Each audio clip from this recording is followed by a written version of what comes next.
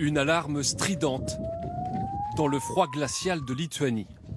Le signal pour une quinzaine de mécaniciens, techniciens et pilotes français pour rejoindre en urgence ces immenses abris.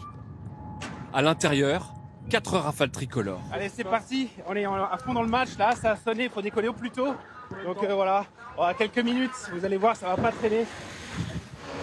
Le capitaine Régis a moins de 15 minutes pour décoller en binôme avec un deuxième rafale. Ils doivent identifier un appareil suspect qui s'approche de l'espace aérien de l'Union européenne. Les moteurs rugissent. La montée est spectaculaire. Cette fois, c'est un tango scramble, un exercice d'entraînement comme ils font 2 fois par jour. Mais ce n'est pas toujours le cas.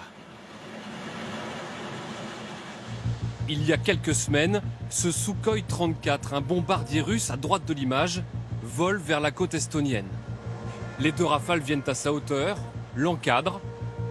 Un le salue de la main pour tester la réponse russe. Fighter type flanker. L'autre l'identifie, le photographie. Ce jour-là, ce Sukhoi ne semble pas armé, mais que faisait-il ici ? L'appareil sera escorté jusqu'à ce qu'il revienne dans l'espace aérien russe. Depuis 3 mois, les Français jouent les gendarmes du ciel pour les pays baltes dans le cadre de l'OTAN. Avec l'invasion en Ukraine, la tension est montée d'un cran et les appareils sont armés, parés à faire feu. On a 2 missiles, on appelle Mika, courte, moyenne et longue portée. Le Mika ici, en version infrarouge, et le Mika électromagnétique de l'autre côté. Donc on en porte 2 dans cette configuration. Le canon qui est interne que vous ne voyez pas, des flares, donc c'est des espèces de leurres en forme de feux d'artifice, tout pour se défendre et avoir notre posture dissuasive comme je vous l'ai dit. L'exercice terminé, les pilotes restent sur le qui-vive, 24 heures sur 24. Si l'alarme sonne, on saute dans les avions, on y retourne. En 3 mois de mission, les Français ont déjà intercepté une dizaine d'avions. Ils décollent le plus souvent de ce bout de territoire russe coincé au milieu de l'Union européenne. Vous avez l'enclave russe de Kaliningrad qui se trouve ici et qui est dans le coin sud-ouest de la Lituanie et au nord de la Pologne. Donc les Russes ont évidemment le droit de venir, puisque c'est à eux, là-bas. Absolument.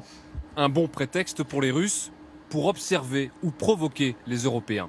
Nous interceptons des types différents d'aéronefs, des chasseurs, des avions de renseignement ou de transport.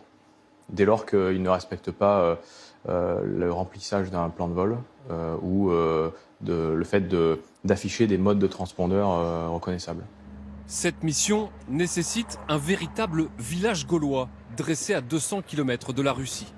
Une centaine de militaires français déployés pour assurer la maintenance, la sécurité, le renseignement et la logistique. Ça représente pour nous une quarantaine de conteneurs qui sont venus par train. Et en amont de ça, on a 2 A400M qui nous ont apporté du matériel, des munitions. La mission des Français avec l'OTAN est d'autant plus précieuse que les pays baltes ne disposent d'aucun avion de chasse, hormis celui-ci, érigé en stèle. Et la démonstration de force française rassure les Lituaniens très inquiets depuis l'invasion de l'Ukraine. On est sur la liste. Personne n'a envie d'être le prochain, mais c'est ce qui va se passer si les Russes réussissent en Ukraine. La mission des Français ici en Lituanie s'arrêtera à la fin du mois de mars et les 4 rafales rejoindront leur base de Mont-de-Marsan. Ce sont les Roumains qui prendront la relève avec 4 avions F-16 pour poursuivre ce travail de protection de l'espace aérien des pays baltes.